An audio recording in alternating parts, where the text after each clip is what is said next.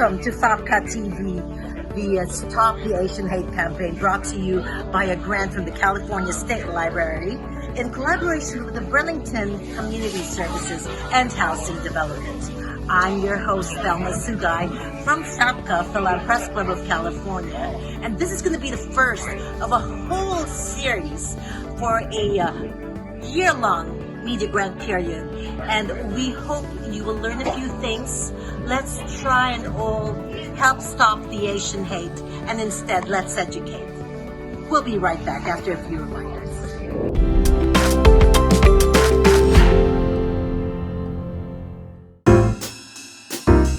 Hello, this is Aaron Akins. I'm doing a live performance at the Catalina Jazz Club in Hollywood on Sunset. Doors open at 7 o'clock. Showtime is at 7:30. I hope to see you there.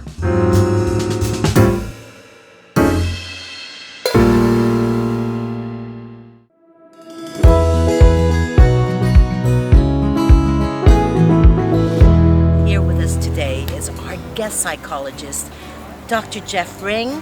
Well, Thelma, I'm so happy to be sitting with you today. Yeah. I decided as a youth that I wanted to become a Spanish-speaking psychologist, even though I didn't speak Spanish in my family. And that's what I pursued. I felt like if I learned psychology and Spanish, I could help a lot of people in Los Angeles. Yes. And I was very successful with both of those things. But I realized that just speaking Spanish was not going to make me an effective clinician. It was not enough. It was not enough. I needed to understand the whole cultural background of my patients, their immigration history, their family structure, their spiritual life, and that helped a lot as well in the clinical relationship. Really sort of learning and understanding that it's so hard to leave a place that was home, and it's so hard to arrive in a place that is not home. But then, Thelma, I realized that there was much more I needed to understand if I was going to be effective, which was all about the ways that oppression and racism and sexism really tear at the health and mental health of individuals, families, and communities. I think that the biggest challenge has been the heaviness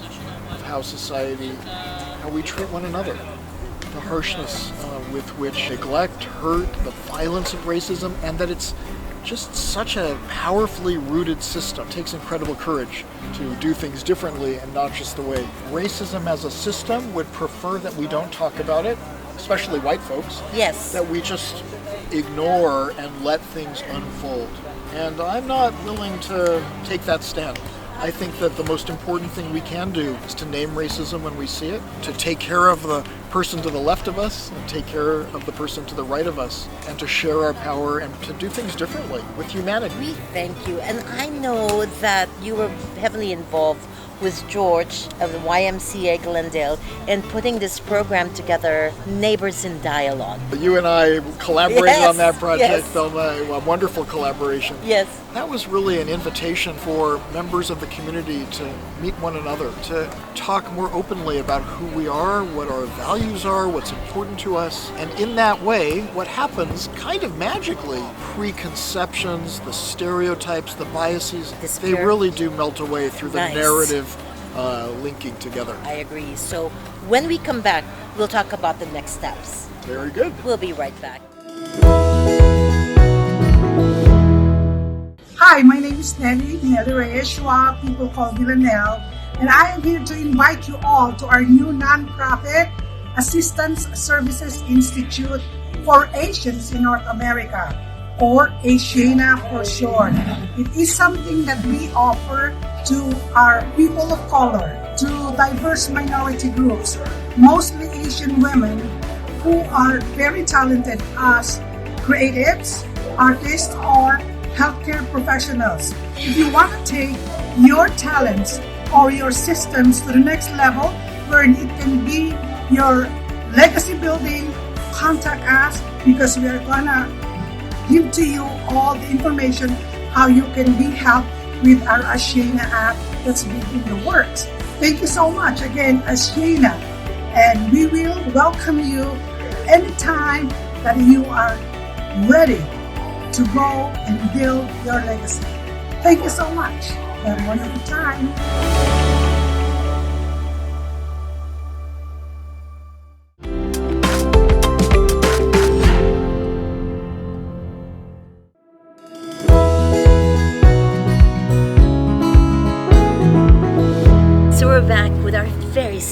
guest, Lynelle Reyes Schwab.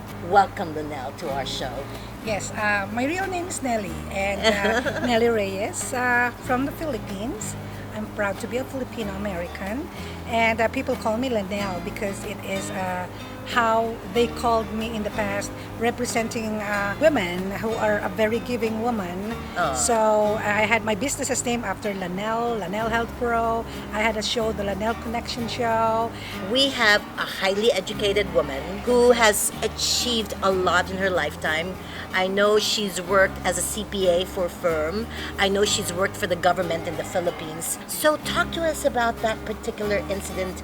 Well, I don't want to mention the store name. I think it was an evening wherein I was actually going to buy some healthy foods because it's a healthy food store because I'm passionate about eating healthy. And I parked my car very close to the front, and what happened was I took a cart, and that cart Was blown by the wind, you say? got blown by the wind and hit another person's car. Of course, I had to run for it, Yeah. and at the time that I was You didn't catch holding it in time? No, I didn't catch it in time. It Okay. already hit somebody's car. Right. And long story short, there was a false witness. She's a Hispanic.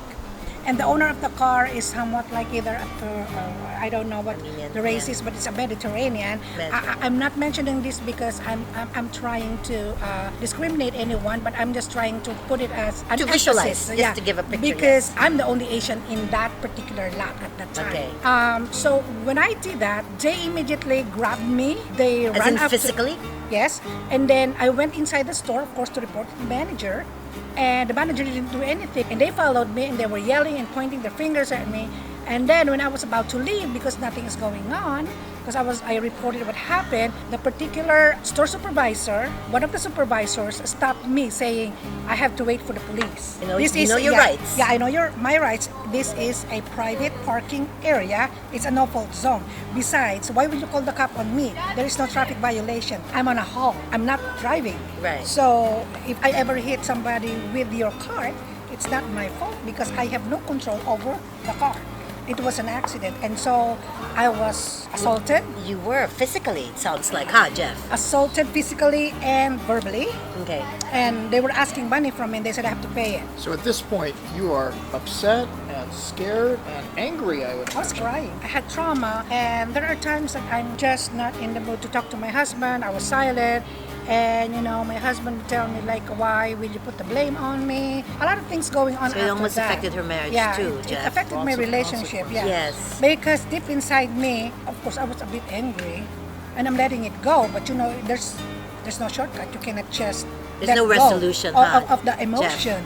And then I filed the claim, and they refused the claim. And I was asking for the camera footage. They won't give it to me. Well, I'm just interested in your story, Nelly. People were blaming you, they were attacking you, they were grabbing you, but I didn't hear anyone come up and ask No. how you were, or to just defend your experience, or to even check in with any humanity or heart. I said they have no basis of holding because that's illegal detention, so to speak, in a different scale, in a different level. Why will you hold me? They took my photo, they took the photo of my car, but they never wanted me to take their photo, and in fact, they grabbed my phone and throw it away. Did anyone see them do that? There were people, but they will not speak No, anything. people are afraid to get involved in No. other people's we, business. we should have a conversation about courage. And, Yes. and what did Oh you my learn goodness. about courage Yes. since you are the author of Yes. The Did Courageous that lead you Mindset? to write Yeah. that book? That makes sense. Yeah. I would And think then, that. after that, I said to myself, this cannot be just like, you cannot just take this sitting down, but I do it in a non-confrontational way.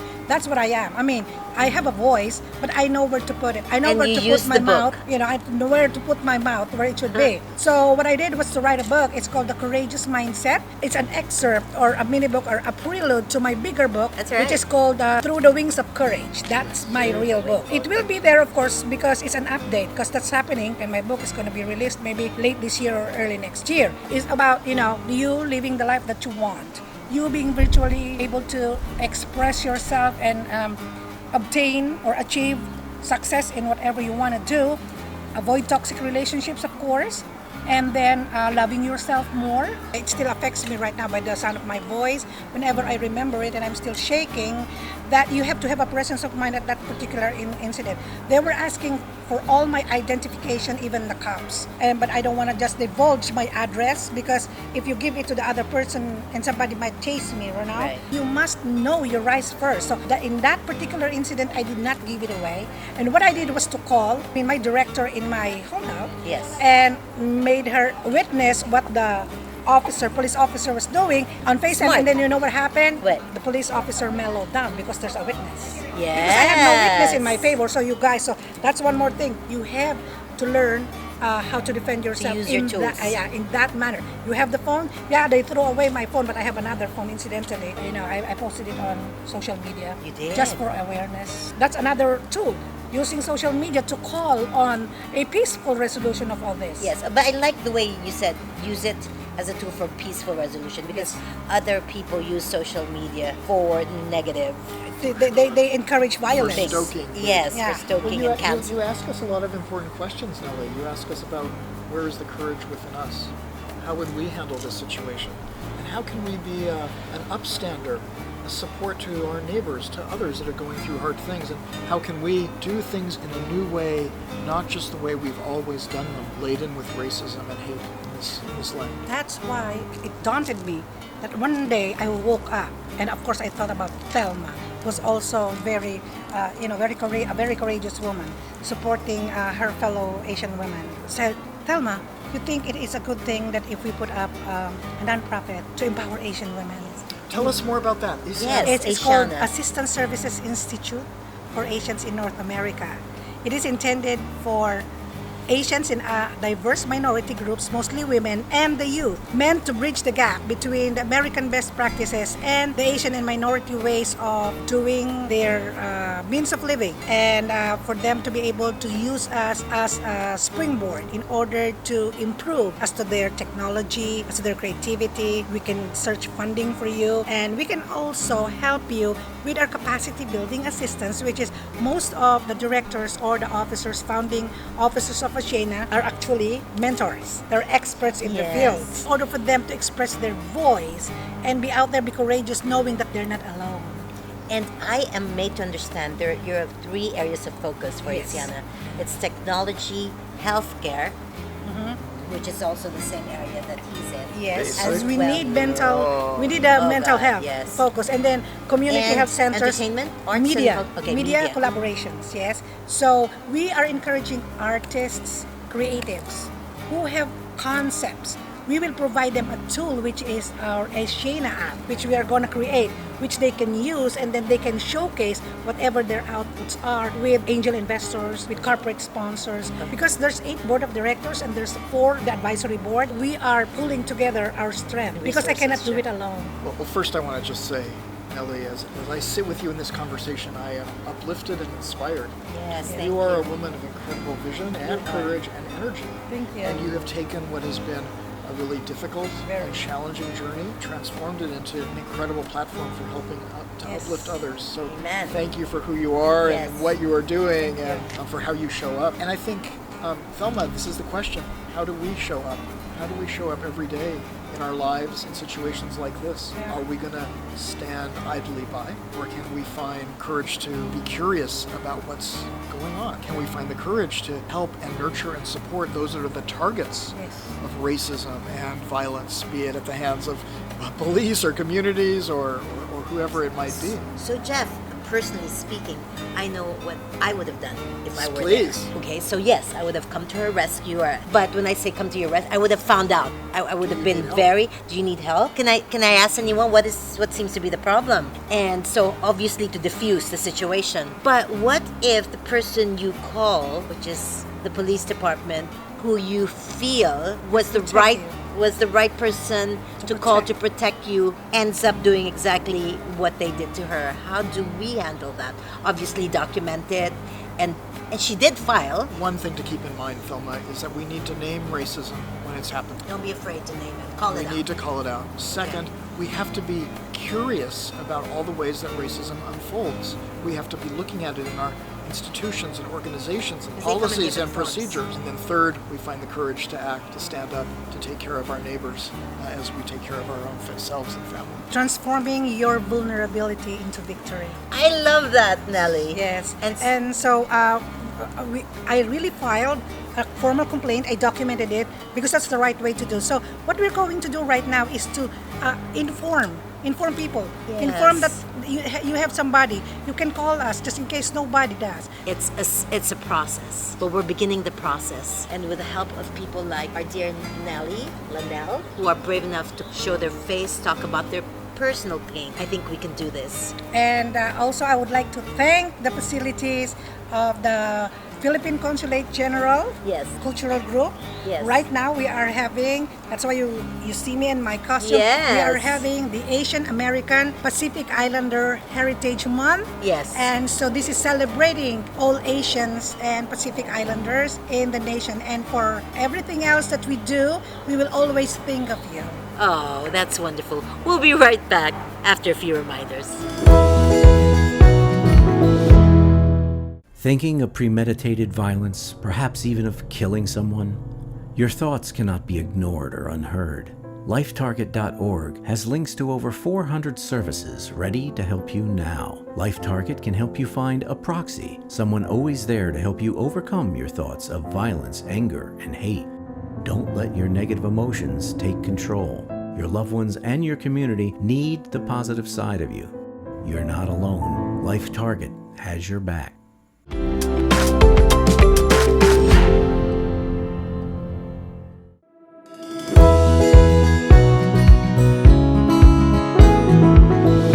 Here we are with the top honchos of Carson City.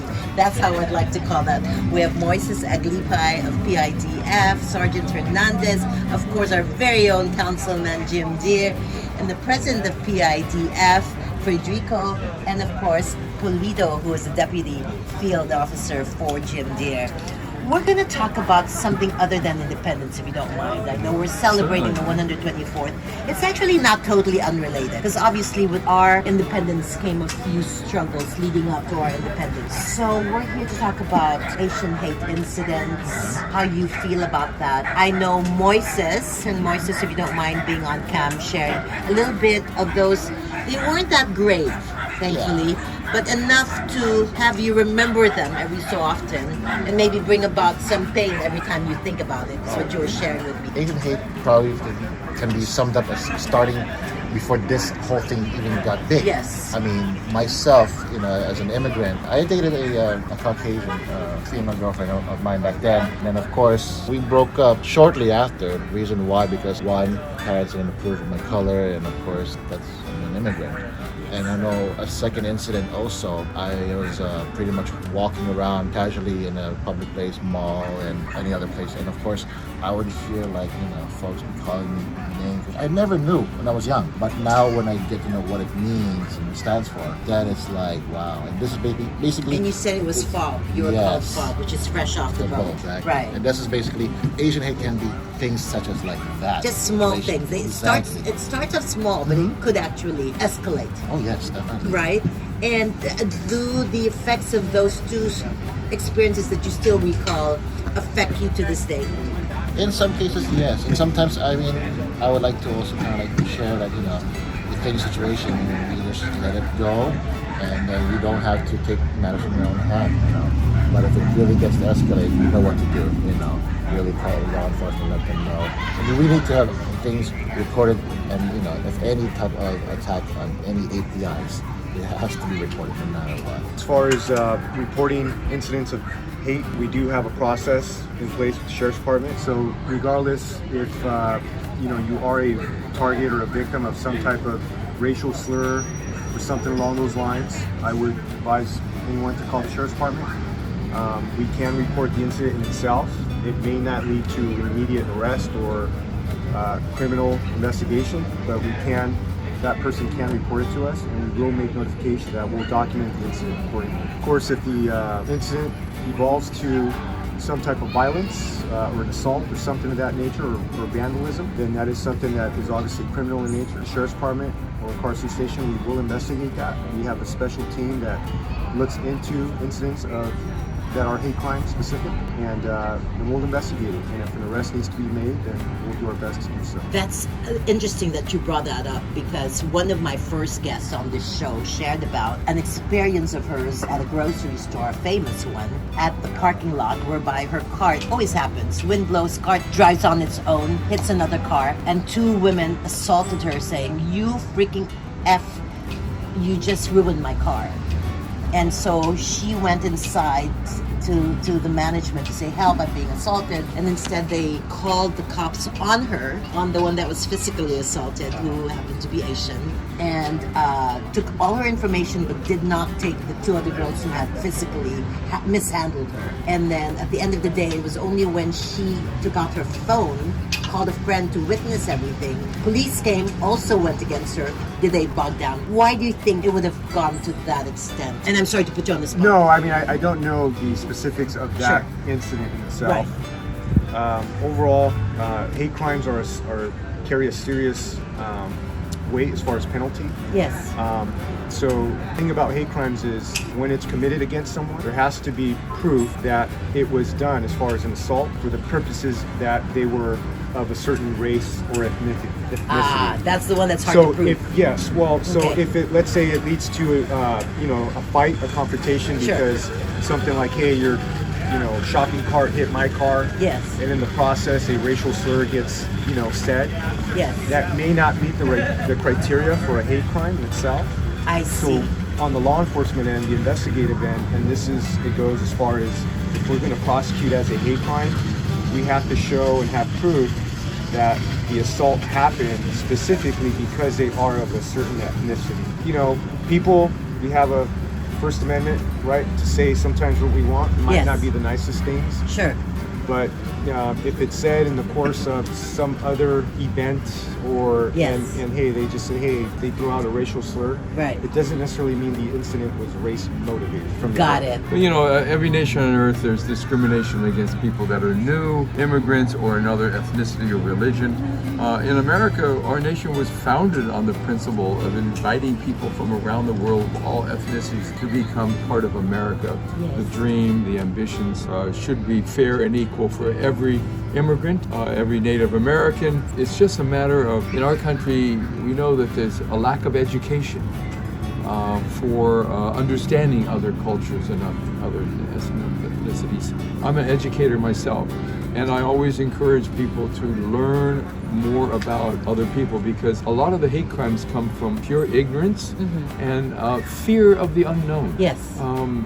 If people would come to this event today in Yes. Carson, Philippine Independence Day, and they're of another ethnicity, they would learn more about the rich, beautiful, wonderful culture of the Philippines, and then they wouldn't have fear of it, Yes. and they were less likely to emulate any type of hate crime. Yes. And so, it's a matter of education and learning and accepting and loving the way we Yes. should. And we thank you, Jim, because you are one of the supporters of the Filipino American. Why the love for the Filipino Americans? Well, I guess being born and raised 2 miles from where we're standing, always with Filipino friends as a child, and then I'm involved with many things like the Kayamangi Lions Club. We've adopted you as one of our own. Basically, yeah. So Fred, tell me, I know you're campaigning.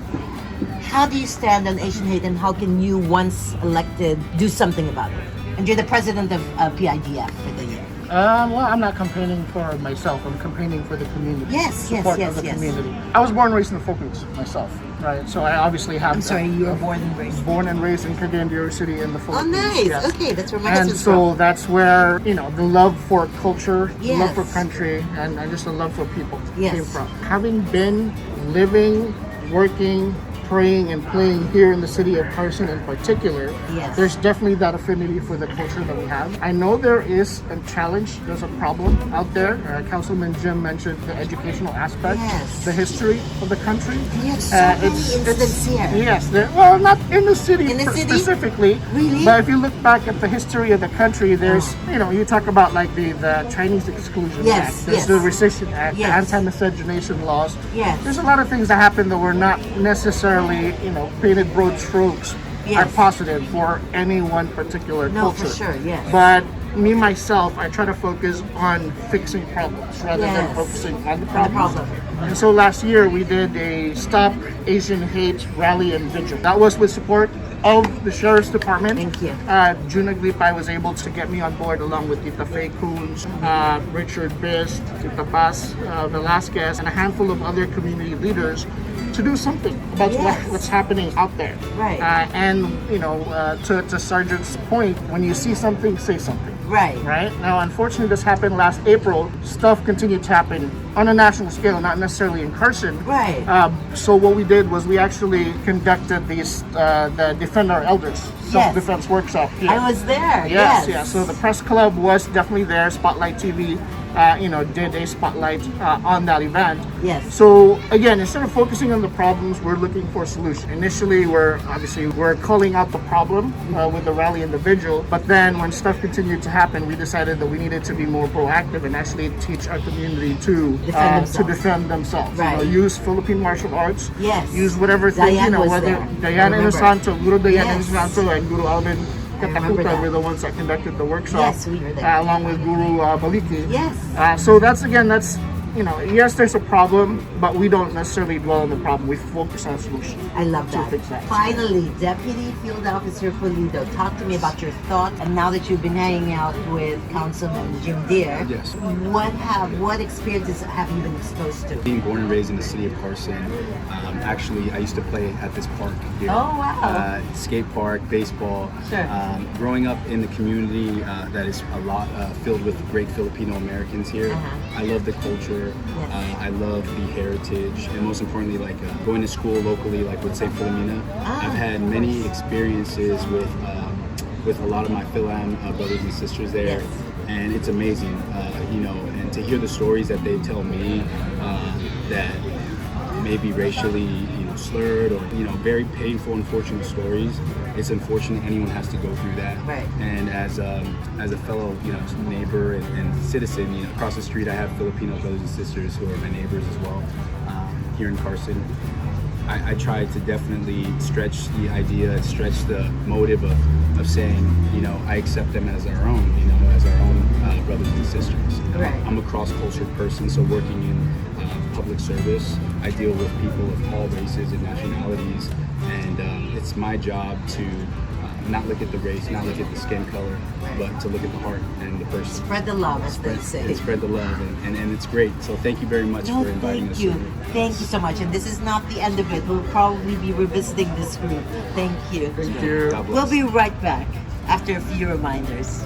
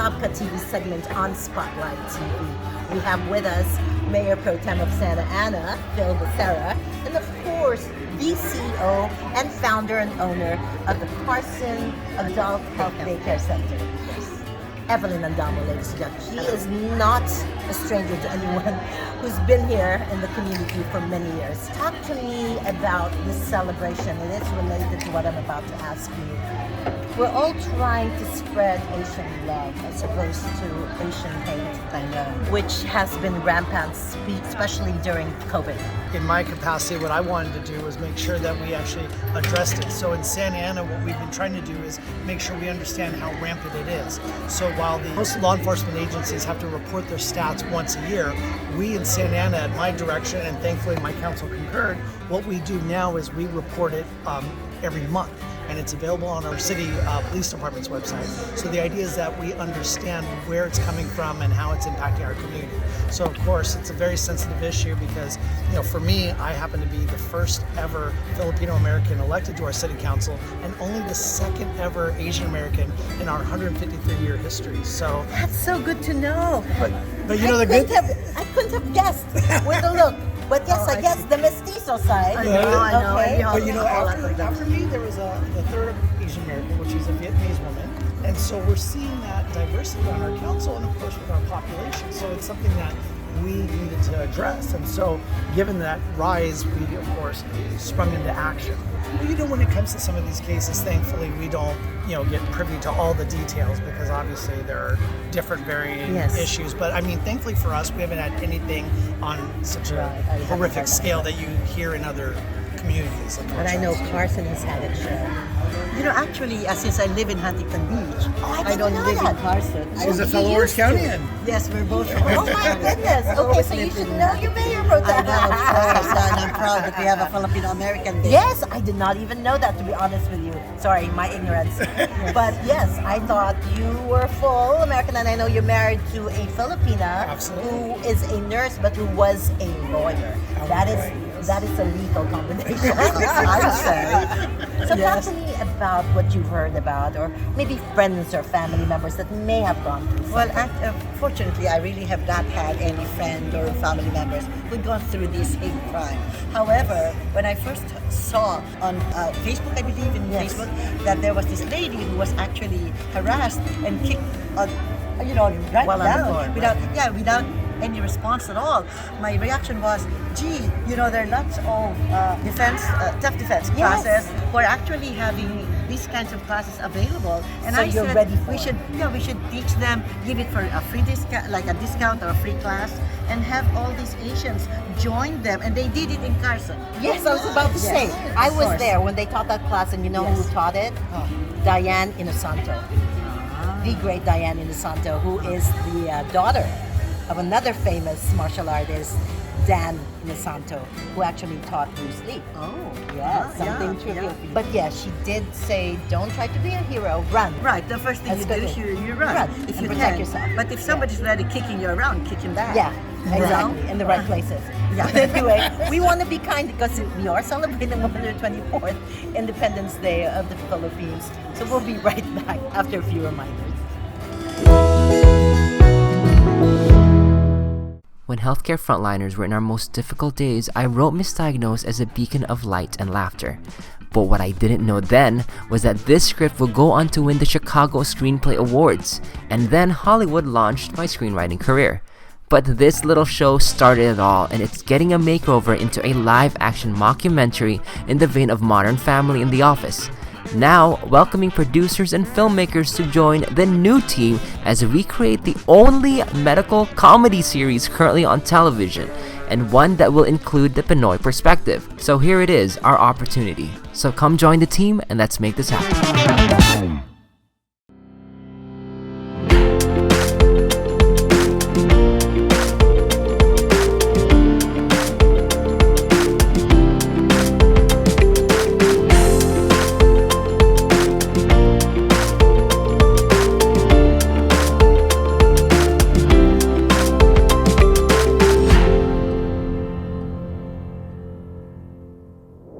It's been a pleasure to be your host for this first episode of the Filipino American Press Club of California Association TV's Stop the Asian Hate program, brought to you by an award provided by the California State Library in collaboration with the Burlington Community Services and Housing Development. We'll see you next time.